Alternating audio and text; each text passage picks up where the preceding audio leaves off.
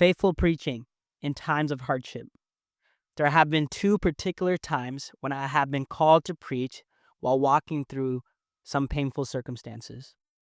The first was when me and my wife learned that we were on a journey with infertility. We received the news on a Saturday, and that very next morning, I was called to preach. Ironically, the topic was being stuck in strongholds. The second most recent incident was when I learned that my father in law's health had taken a serious decline. The upcoming Sunday, I was assigned to preach on the power of God in our suffering. Immediately after delivering the sermon, I flew to India to be with my family. I often find myself wondering why God allows these situations, especially when the very themes we're called to preach end up becoming the challenges that we are going through. I joke that maybe sometimes the safest way to avoid these struggles is simply not to preach.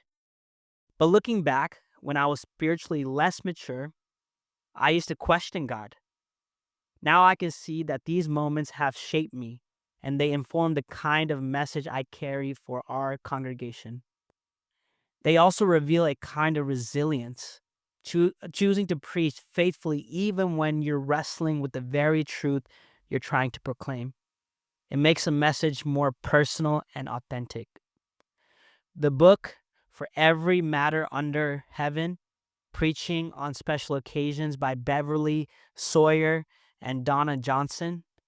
The phrase every matter under heaven proclaims that every decision on earth falls under God's authority, and that the moments we are called to preach are kairos moments, divine opportunities placed before us.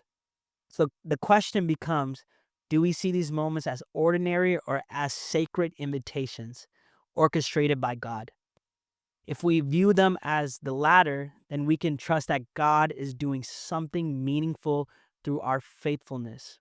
Our hope then is that we stay the course, knowing that as we remain faithful to God, God's power will be displayed through us. Nice, dude.